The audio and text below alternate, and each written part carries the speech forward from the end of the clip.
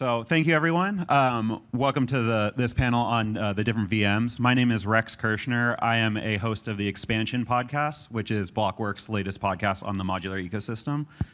And before we jump into VMs, let's just do a quick round of introductions. So if everyone can say their name, their project, the VM they're working on, and then let's maybe do 1 or 2 sentences on why you think the VM that you're working on is the one to bet on. Sure, I'm happy to start. Thank you all for coming today. If I were you, I would be in bed. So I'm impressed and honored that you're here. Some of you look like you might still be in bed mentally, even if not physically. I respect that too. I work on a project called Anoma, and I have a confession to make, which is that I am greatly underqualified for this panel because I don't know what a virtual machine is. So I'm hoping that maybe we'll figure that out. I'm also not convinced that they should be competing with each other. So, you know, yeah, maybe not sure about the frame of that question. I mean, the closest to a definition that I've found is that virtual machines are ways of representing functions. And I think it's not really possible to speak about which is the right way to represent functions without speaking about which function do you want to represent. So perhaps different virtual machines would suit different purposes, but we shall see. Hello, my name is Dmitry. I am from Fluent. I totally agree with your point that what the hell are virtual machines? Yesterday I tried to figure out what's the proper definition of virtual machine and why we have such huge amount of virtual machines. And let's figure out how it works, why it works, and actually how Fluent is trying to solve this problem. Hi, I'm Eugene. I work at Ellipsis Labs, and I guess I'm the third guy in the panel who doesn't have a formal definition of a virtual machine. But as a company, we are core contributors to Phoenix, which is a limit order book DEX on Solana. We're pretty familiar with the Solana virtual machine and the tool set around it. Hello, my name is Keone Han, co-founder of Monad. Monad is a high-performance EVM layer 1. And the reason why we built for the EVM is because we feel that the network effects of so many developers, so many libraries, so many existing programs is just really powerful. Okay, well, I was not expecting to just have debate on the concept of VMs, but we'll power through and we'll come to conclusion by the end. But we should start with the EVM, and let's start with the vanilla EVM, the classic EVM. So today I'll summarize kind of like the complaints with the EVM in 3 pieces, right? We have scalability, we have security, and we have developer experience. So can we talk through each of your projects and except for Keone, who is using the EVM, but kind of in a modified way. Can we talk through which of these 3 pillars do you think is the biggest problem, and how is your project kind of addressing that issue that you've identified? So why don't we go reverse order? Keone, why don't you start us off? Sure. Would you mind just saying the 3 different? Sure. So scalability, security, and developer experience. Oh, sure. So Monad is fully bytecode compatible, so any existing EVM application could just be redeployed on Monad without any changes. All of the changes to the VM that Monad has implemented are just related to making it a lot more performant. For example, introducing a custom state database for storing Ethereum Merkle tree data. That's completely under the hood. Optimistic parallel execution for executing many more transactions in a unit of time, but also completely under the hood. So just, regards to the scalability aspect, I just think that there are a lot of areas of improvement relative to the current implementations of the EVM, for example, in Geth or Aragon or other clients. And our team is a team that's really focused on just making some of these fundamental improvements that don't actually change the any compatibility or any considerations for developers. Solana and the SVM are really designed for performance, and that's sort of been the goal for Solana since 2018. And so at the VM layer, there's some constant factor improvements just in really just in the implementation, where we don't use like U256 because they don't work super well with computers. today's computers, let's say. Solana has a couple of other things like native access lists, although this is not like a VM detail necessarily. This is something you could slap on the EVM if you wanted to, and allows you to do a particular type of parallel execution. When it comes to like which VM is going to win, I mean, I think in the same way that it's relatively unlikely that a single blockchain wins like every single use case, wins every single user, I think it's pretty unlikely that a single VM or a single execution environment is going to win every single use case. Kind of going to the original question of what are these things useful for anyway. Some applications are going to be really, really performance sensitive. Some of them are going to really rely on being extremely, extremely censorship resistant, and probably the right tool is going to be different for different types of applications. You highlighted 3 main areas, and that's a bit tricky because at the same time, you cannot design solution by, for example, ignoring one of these, and you also cannot focus on one specific area. In Fluent, we try to build a product that combines all these 3 main aspects. But if someone asks me what's the most important and beneficial, for example, in terms of Fluent, I'd say that it's a developer experience.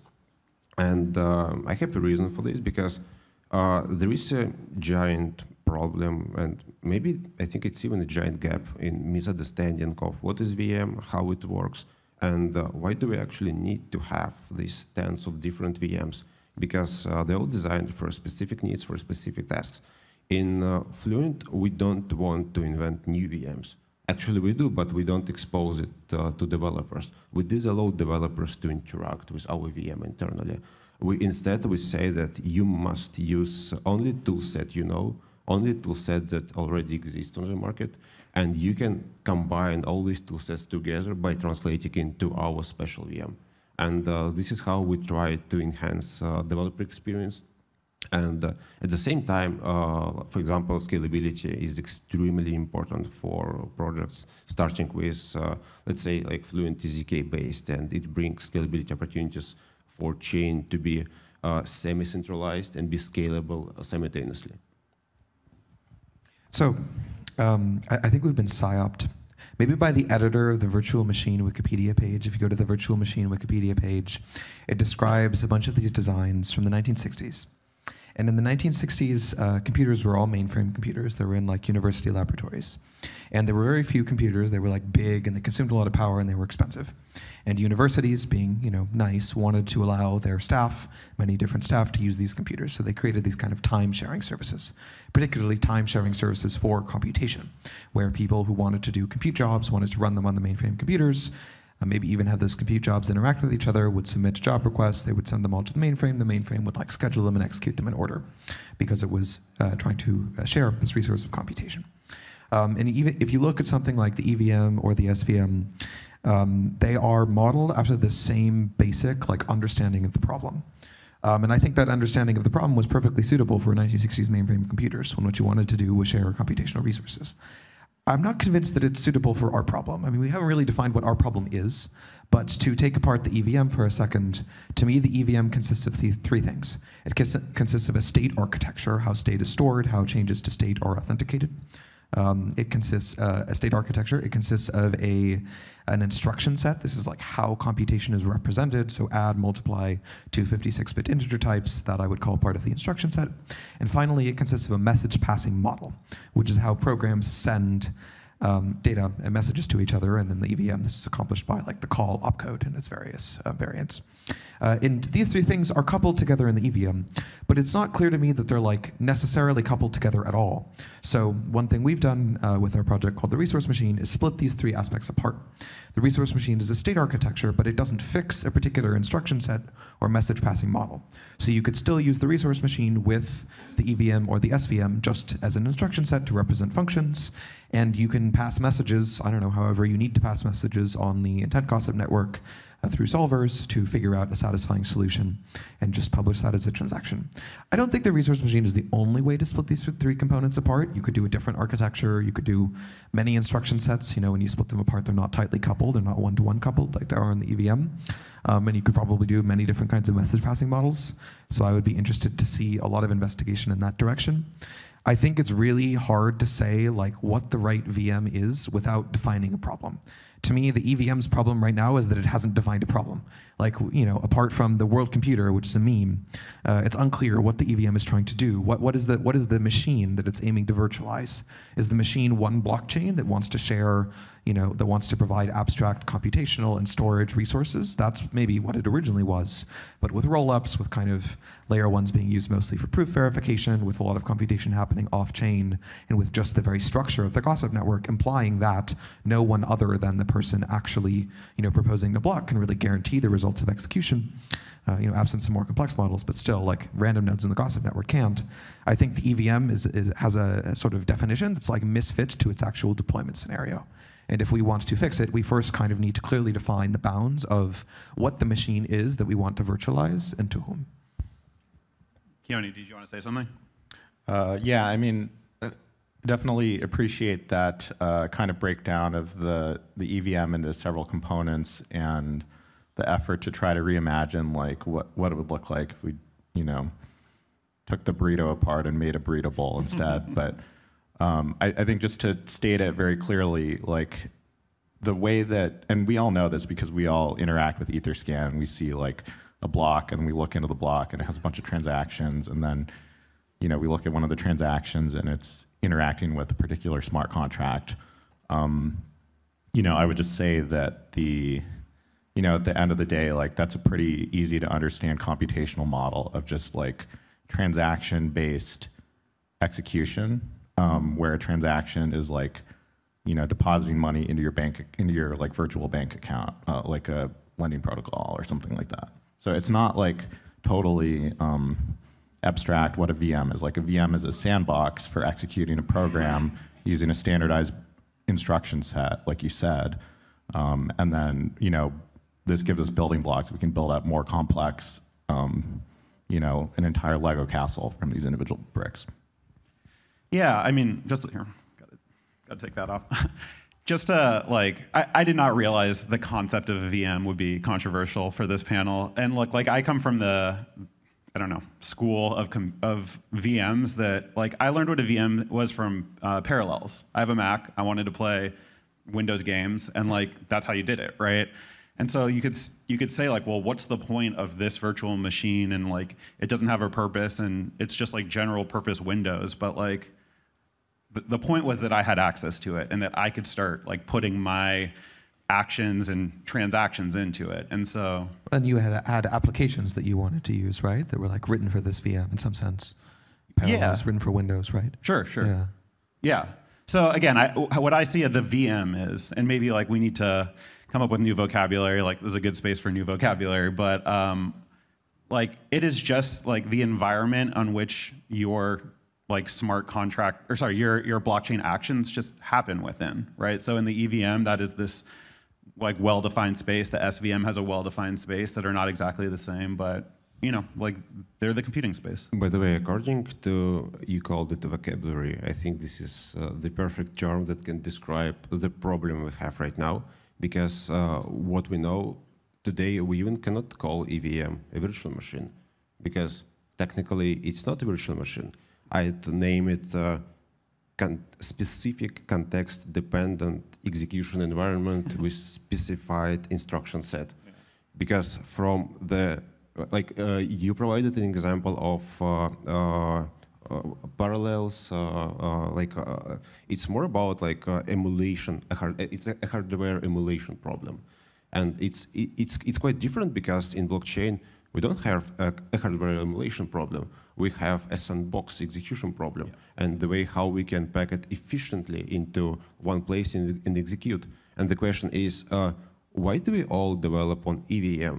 Is it the best solution? Or we have to do this to support all developers that already persist there in the community? Or we have some alternative choices? Mm-hmm. Yeah, I mean, I think to your point about, parallels, users want to use applications. And if those applications are written for, tied to a specific virtual machine, I mean, users will want to use that virtual machine in virtue of allowing them to use those applications. I suspect this is part of why you guys at Monad want to support the EVM and implement it in a more efficient way, make it better, because there are already all of these applications. And that totally makes sense to me. But then, to me, the question is, can we make it easier for some users to make different choices while retaining the ability to interoperate, right?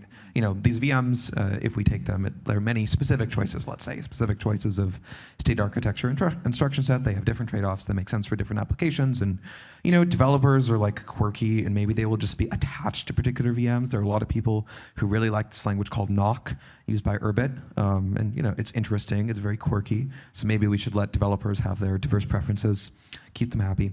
But how can we allow that to happen at the same time that we don't force users into this question of like mutual incompatibility? So just like with Parallels, well, you had to install this whole separate environment.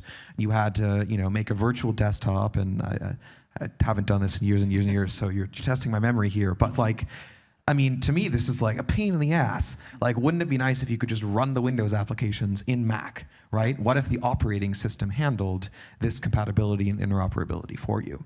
So to me, it seems like we're having a question about virtual machine design, but also to your point about a sandbox execution environment, I think we're asking more or less about the wrong problem. We're not trying to build a virtual machine. We're trying to build an operating system. Okay, that blew my mind.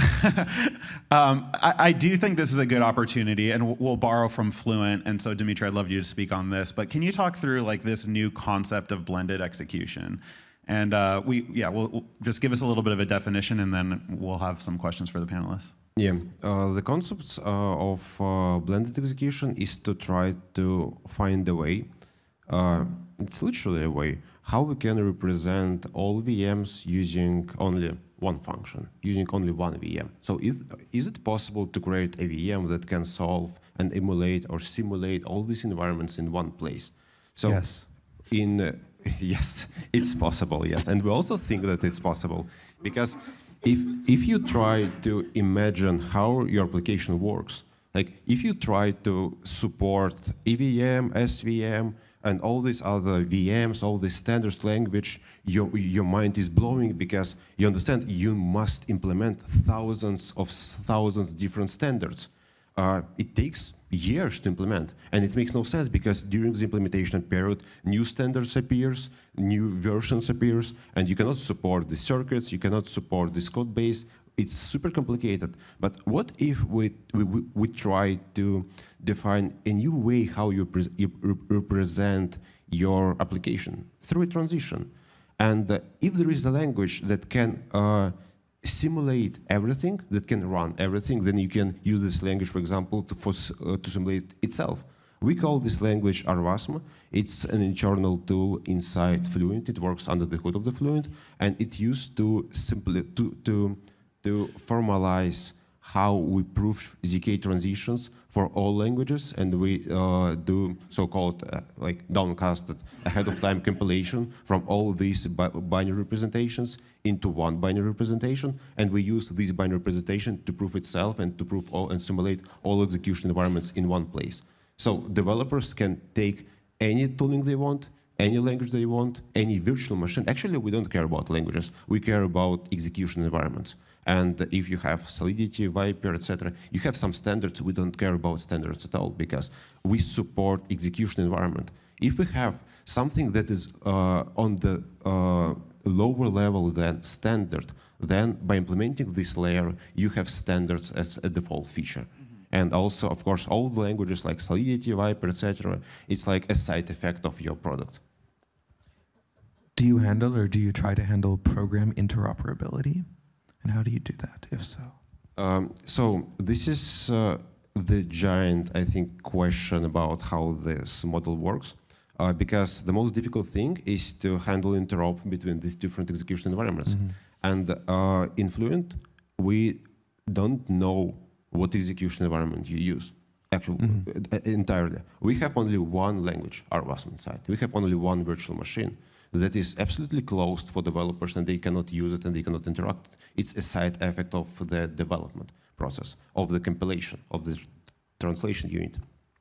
And we create our own tree representation, our own storage layout, and we create special, let's call it loaders, for applications according to the execution environment, where we define how they interact with this tree, how they interact with this state transition, and what allowances they have and what restrictions they have. Because we cannot allow these applications to do everything they want, because they can, for example, corrupt storage, get access to another execution environment somehow.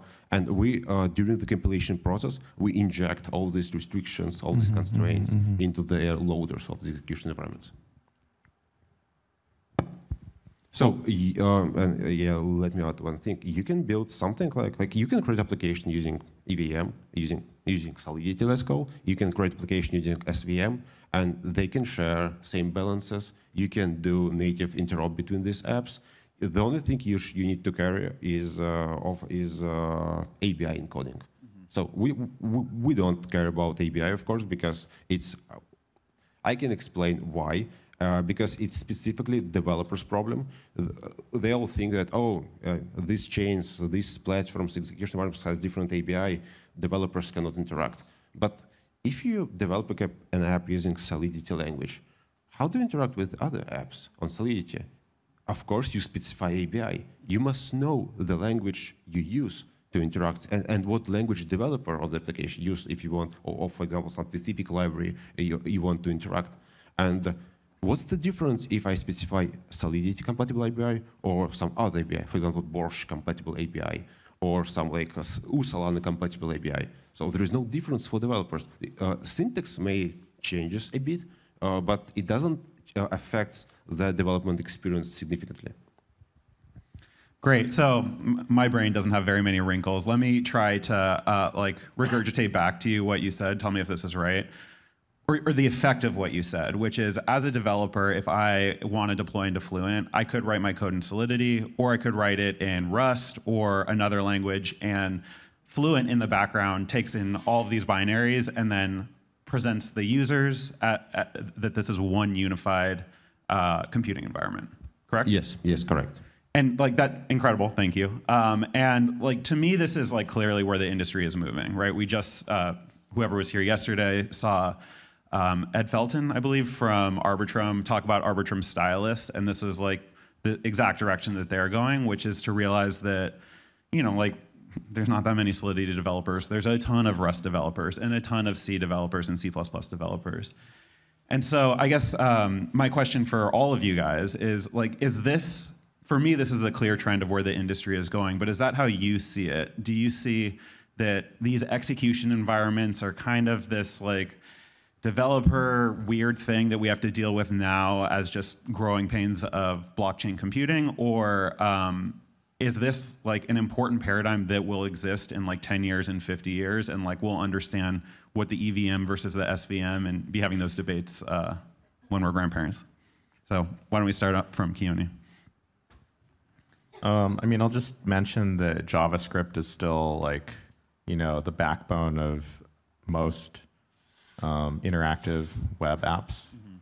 And, we have nicer frameworks on top, TypeScript, and then frameworks on top of TypeScript, but everything under the hood is still JavaScript. So I think if you're kind of trying to project 5 years into the future and say what does the smart contract landscape look like? Is it just a jumble of all these random Solidity things that are floating around in different GitHub repos, all verified in Etherscan? I think that's likely, and we just see a proliferation of more complex applications built on top of the existing ones, similar to how what we see in the internet landscape with JavaScript. Yeah, fair.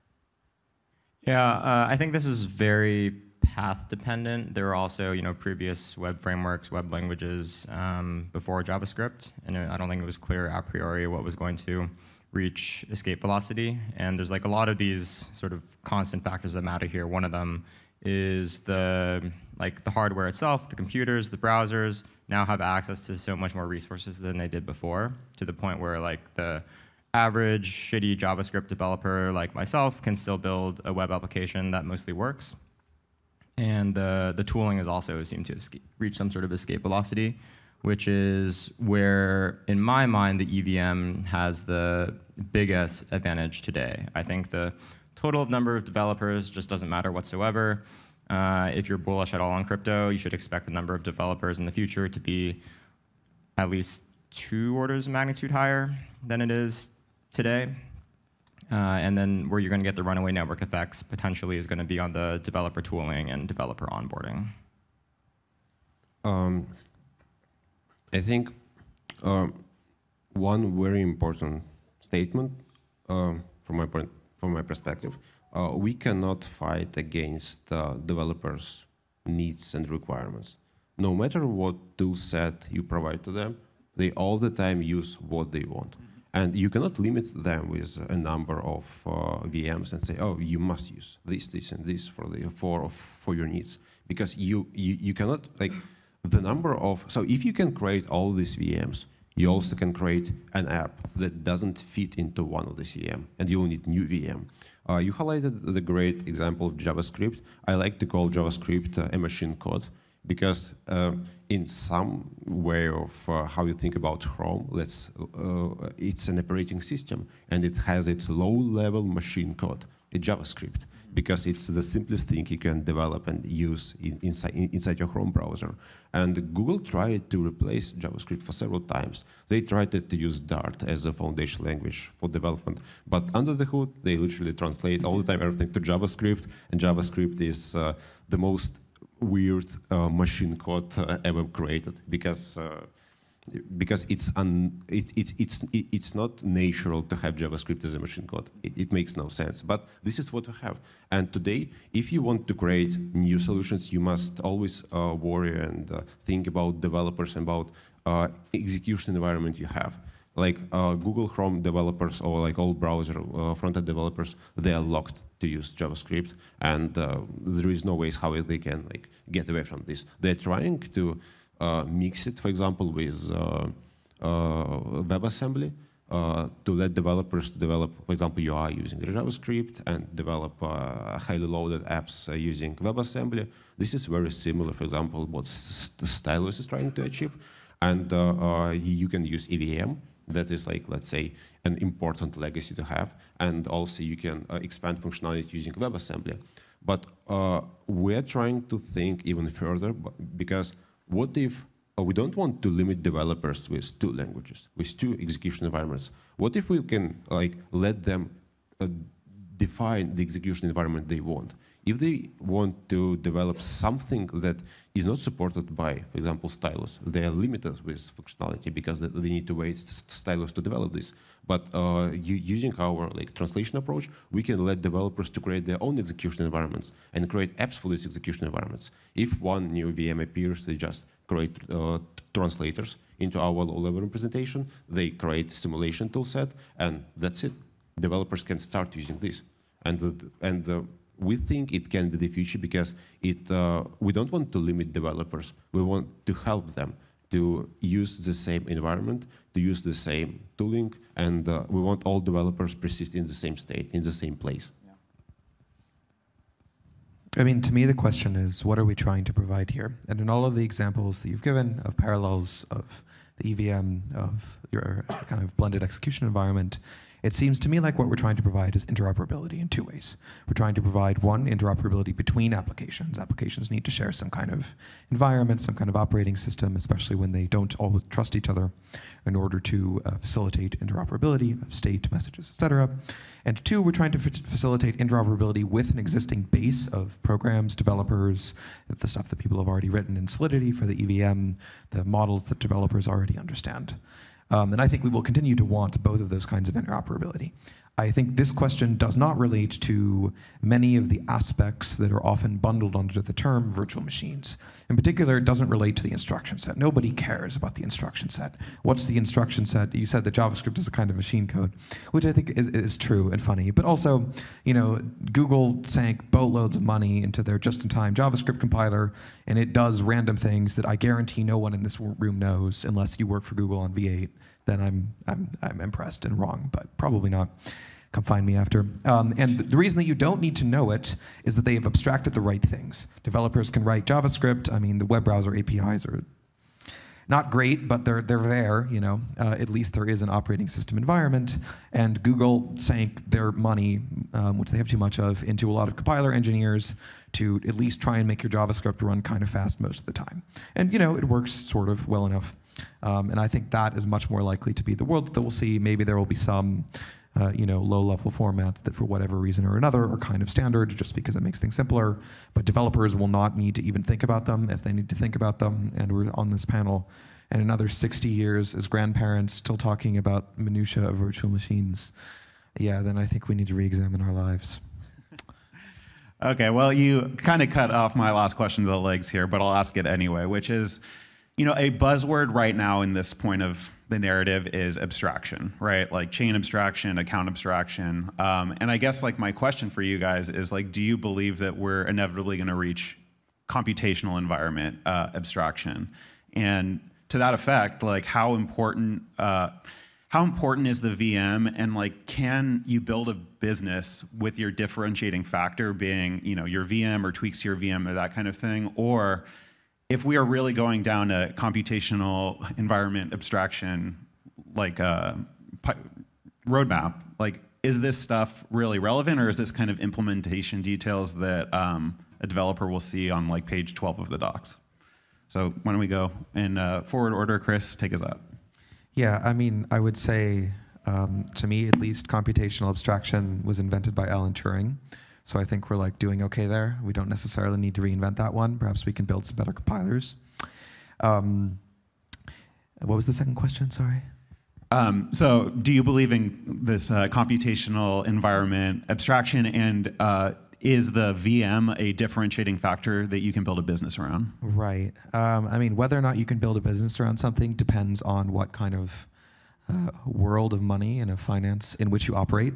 And I think it's likely that that will change. I mean, it always changes through history. So even absent crypto or even talking about our specific technology, a reasonable assumption is that it will continue to change in the future.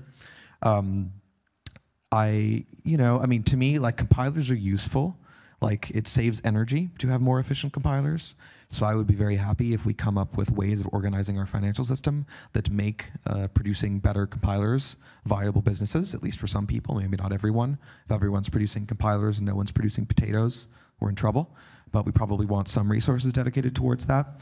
I think the business models will need to look different than how they currently look, where people like, in effect, you know, raise the development of compilers and virtual machines and the operation of a specific like layer 1 blockchain or rollup or something. These are coupled together in the public eye and the eye of capital allocation. And I think this coupling doesn't work very well. One, it like doesn't work well as a value capture mechanism because people want to send intents and transactions based on a lot of other factors, mostly not just like the computation, mostly not just the VM.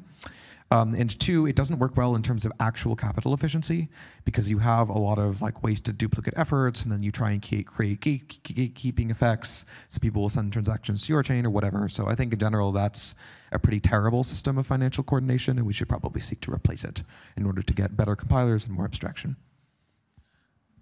Yeah, I want to say regarding abstraction, I want to also add regarding modularity, and I think these are quite similar concepts because I extremely love what's happening with crypto industry today. That happens like 2-3 years. That started to happen 2-3 years ago, because before everyone tried to build like layer one, like the fully monolithic, almost the same blockchains with one tiny difference. But today, developers, they finally figure out, and the entire community, that there is no need to create all these fully independent environments. You can do so-called you can delegate responsibility for specific functions to specific areas. You can try to abstract most of things. Like you can split your blockchain into sequential execution, data availability, settlement, and etc. And you can let different teams to focus specifically on specific themes. This is why VM matters, because VM is a part of execution layer. and let developers create great execution layers and share it across the entire industry and just utilize what we have. I think this is extremely right way because the entire crypto industry is finally on the way to build the giant crypto infrastructure that can be, it's a giant ecosystem that can even compete with Web 2 and to be integrated into Web 2. Because we finally forgot about this extreme decentralization with ASIC minings, where the only thing that is important is to produce your hashes, and this is huge. You have 10 kilo hashes and amazing mega hashes, tera hashes. It doesn't matter. But finally, we can think about more semi-centralized solution about ownership, responsibility, delegation, and actually thanks to ZK, because ZK really helped to bootstrap this process. Yes, it's not super optimal today. ZK has a lot of things to fix, to improve, to optimize, but communities started to think about the problem, and now we can expand the ecosystem finally. I'd say the economic interest here, where everyone is always trying to commoditize their complement, means you're pretty much always going to be stuck in this cycle where, like in traditional media today, we see this cycle of bundling and unbundling, bundling and unbundling. We see the same thing in enterprise SaaS, and we're going to see the same thing at all these different levels of the crypto stack, where I'm always incentivized to try to abstract away or commoditize the layer above me, the layer below me. They're trying to do the same to me. So I think this is really all motivated by business interests. I think it's pretty difficult to fight against the economic incentives. I think that's how it's going to play out. Yeah, I mean, I think we need to be very pragmatic. I think that, you know, there's just an incredible opportunity for the crypto space right now to grow substantially and take more share of the market for decentralized apps to become the prevailing standard, but that's not going to be easy to do. And I do worry that, well, in any event, I think what's really important is to, like, you know, we have a couple of standards. It's pretty clear that, like there's traction around the EVM, there's traction around the SVM, and we'll make incremental improvements, performance improvements or feature improvements to those. But really, I think that the growth has to be obviously in the application space, and I think that, you know, to some of the earlier points about like just wanting to like abstract everything away or like give a ton of flexibility, I do think that there's a reason why, like, you know, trains run on tracks. It is because you can go a lot faster when you're on a track. So I would just push back a little bit on some of the other comments about like how developers might want to, you know, run a random language that doesn't exist right now, and like I don't know. I just think that EVM is here to stay. Our team is working on trying to make it a lot more performant. And I think for the entire Ethereum space, it's just really important for us to get much more scale out of what we have and then go figure out how to make inroads into the rest of the like tech and financial space. Awesome. Well, we're out of time, so everyone, can we get a hand for our panelists? And yeah, thank you guys. Thank you very much. Thank you.